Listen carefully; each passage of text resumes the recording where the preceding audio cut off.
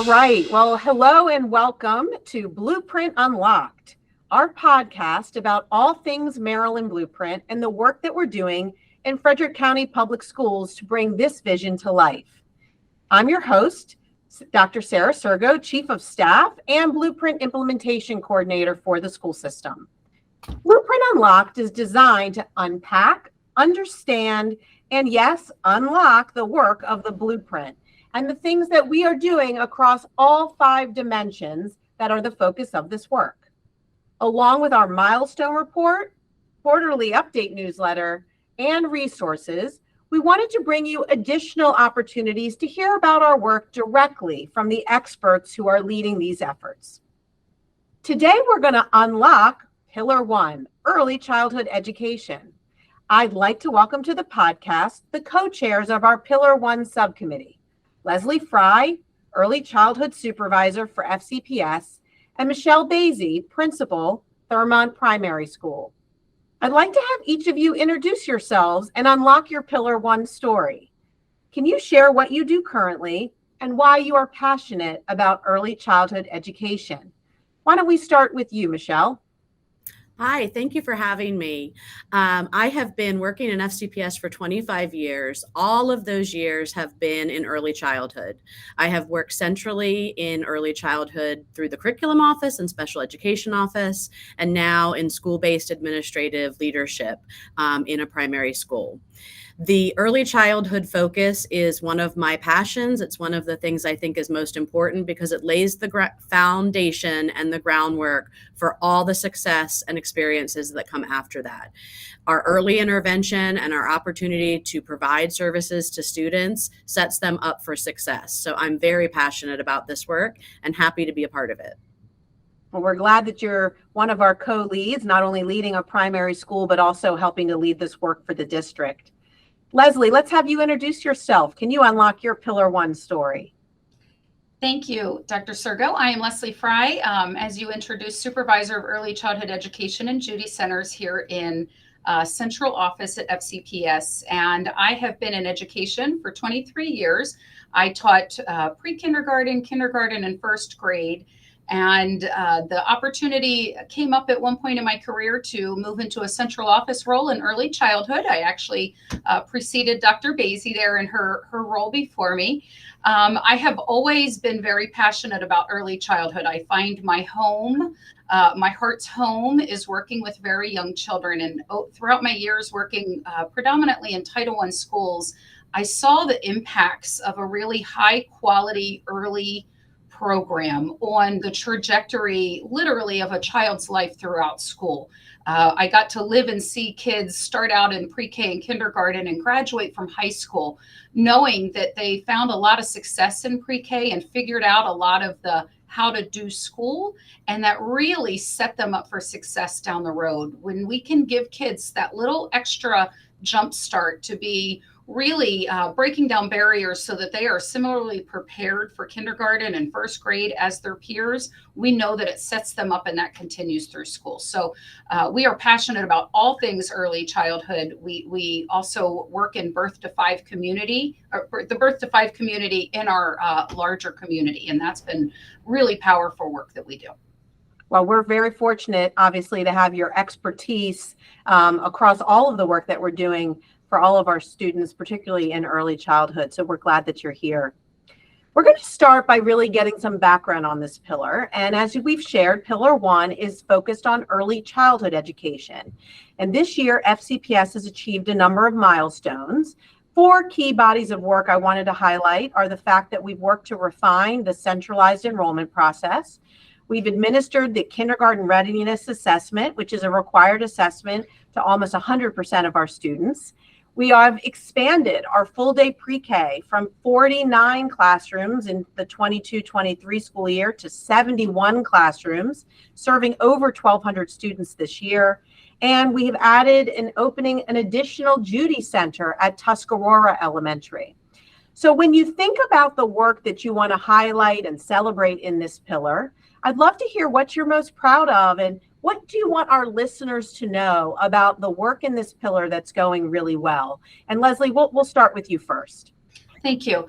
We are extremely proud of the work that we were able to do last year with kind of developing a centralized enrollment process.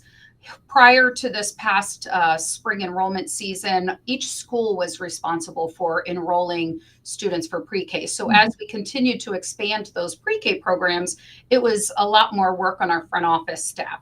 When the state starts to put in requirements based on income, income verification, housing verification, it really becomes a process that should be very streamlined. And we were able to do that as an office.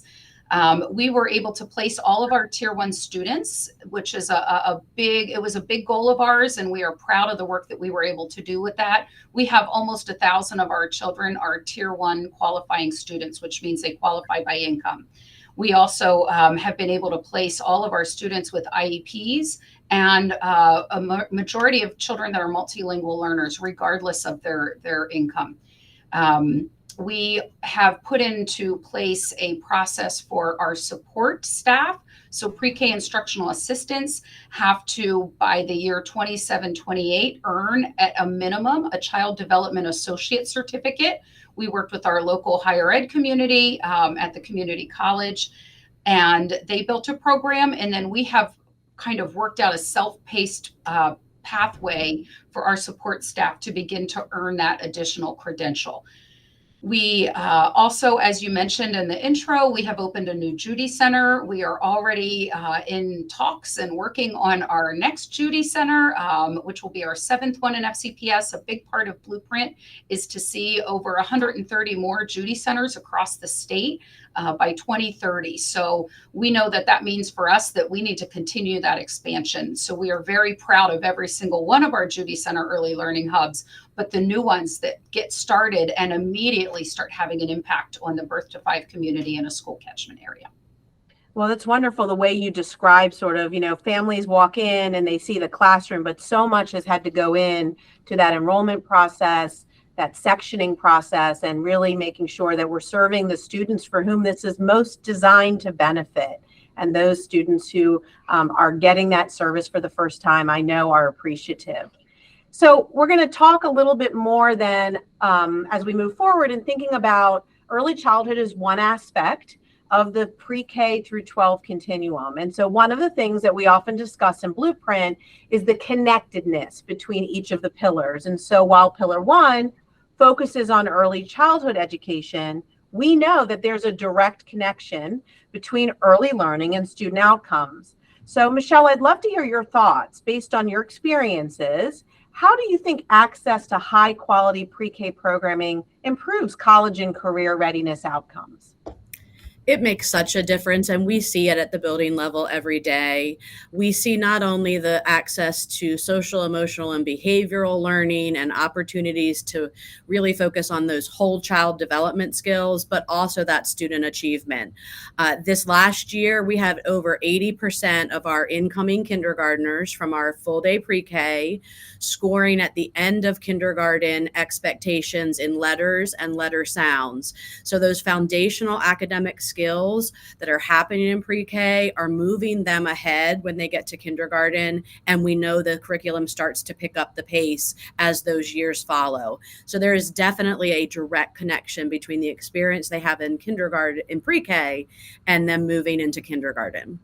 And so it's interesting because it's going to have a domino effect because as kindergartners come in more ready, kindergarten teachers are going to have to go beyond or increase what they're doing and so on and so forth. And that will really show up all the way through a child's schooling experience.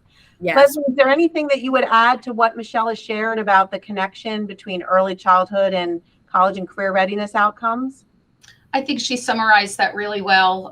We do in this district take our early literacy very seriously, and we want all of our children reading proficiently by grade 2. And a lot of that early language acquisition happens when children are very young. So we know that we have a really special opportunity to directly impact through really powerful instruction in our early years the outcomes for children as they track through our elementary, middle, and high school. So it was well summarized, Michelle. Wonderful. So we've talked a lot about so many of the wonderful things that are happening and things that are moving in the right direction. But while there's a lot to work to celebrate, we know that there's still a lot more to accomplish. The Blueprint is a 10-year, multi-billion-dollar investment, and we're in year 3 of that implementation. And so among the items that you've shared, you want to really pursue is the expansion of full-day access for students with disabilities and specialized pre-K classrooms. And you've talked about expanding access to Tier 2 families who would have some tuition sharing obligation. Leslie, when you think about the work ahead, what are you focused on right now that you want to highlight? Yes, we are waiting for the State Board of Education to pass a sliding scale at the end of the month. So we're kind of waiting very anxiously to see which option they do choose to pass and that it does pass. And we are ready. We've been working for months on what would a sliding scale look like in FCPS. So having that long range vision of what would that eventually look like, with the understanding that we are pretty full with our Tier 1 kids. There's not a lot of space right now, the way that we exist in our very limited spacing and huge growth in Frederick County, for a lot of additional Tier 2 spots. And that sliding scale is really intended for families that are earning between 300 and 600%. So we have to, it's a balance that we have to work out. If we implement a sliding scale, how many families can actually access that, and what is the equitable approach to seeing that scale work for families? Of course, Blueprint, one of the original intentions of Blueprint for the early childhood pillar is to ease the burden of early high quality care for working families. So we know that families want these opportunities to be able to hold their employment and go to work and know that their children are being well cared for and getting a jump start on school. So it's always a balancing of trying to figure out how we meet the most families' needs, and while meeting the requirements of the Blueprint and the way that they lay out those tiers. So it's a great opportunity to highlight for anybody listening. One of the key tenets of the Blueprint that we continue to be open to and welcome is the public-private partnership, because we, as a public school system, nobody has enough seats, right? And so regardless of the fact that we're growing, we know that there is a demand for early childhood care and education that exceeds what public school systems can stand up on their own. And so we recognize that our child care partners are key partners in this work. And anybody interested in becoming a partner or learning more about what that would mean, please make sure you go to our link at the end of our show, which I'll share shortly, to connect with Leslie and talk about what those opportunities look like, because we want to serve every child who is eligible, and we want to make sure that we offer them what they need in order to be successful. One of the other things that we are trying to unlock, though, with Blueprint is innovation. The whole spirit of the legislation is sort of to disrupt in a positive way, in a productive way, the traditional notions of how we've done business as a school system. And this means that our teams, your subcommittee, is being asked to think really deeply about the work we've planned and maybe reimagine some of the traditional approaches in favor of new ideas. Michelle, I'd love to hear from your perspective. As you look toward the future, what are you hoping we accomplish in the next 3 to 5 years with our Pillar 1 work? There's so much exciting opportunity that lies ahead. I'm really excited about those community-based partnerships, being able to serve more children and more families as those expand. I also appreciate that we will be focusing on expanding service to all families, specifically those students that have special education needs, where we're getting to students even more quickly. I know that Leslie is going to talk about some innovative ideas related to space that I think are very exciting. And I just think getting that public-private partnership even more well-established than it has been is going to allow us to give more opportunities, more instruction, more intervention, so that we're really meeting every child in our community and giving them this chance to be set up for success.